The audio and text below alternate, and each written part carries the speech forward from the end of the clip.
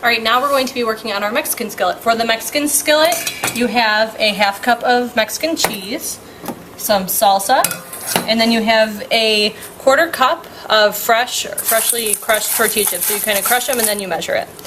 And we're also going to be working with cilantro. Cilantro is very common in Mexican dishes.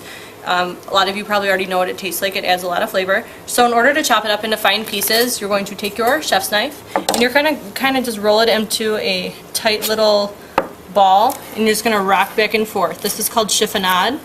So it's just kind of getting into really fine pieces.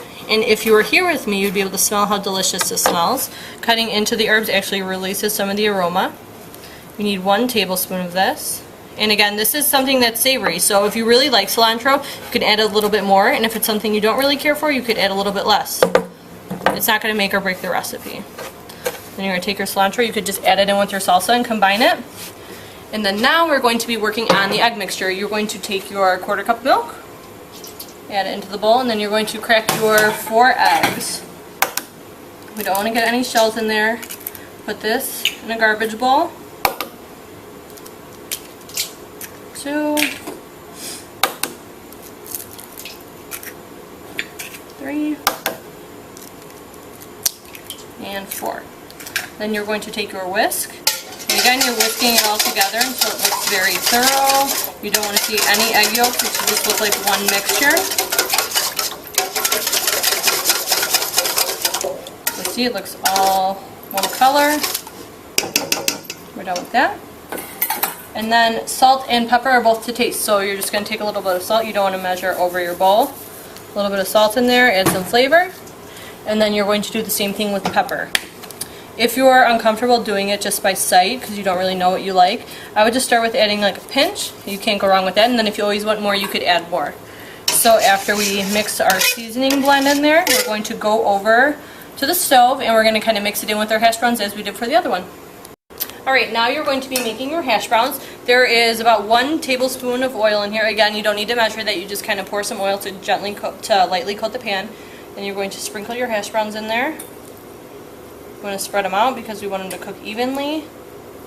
And you also want to move them around a lot with your spatula or whatever you're working with, a wooden spoon, because you don't want it to stick. So we're going to kind of let it sit here for a little bit until everything is heated up and brown, and then we're going to add in all of our other stuff.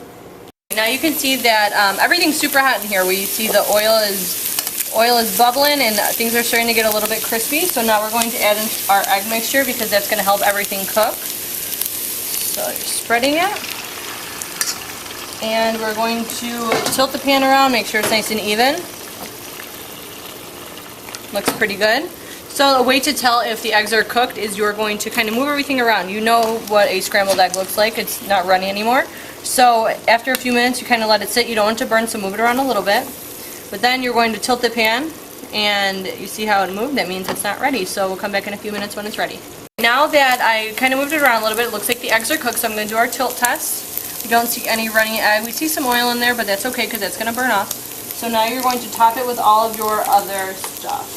So I'm going to add in our salsa on top with our cilantro mixture. And spread it around. Our crushed chips. And then our Mexican blend cheese.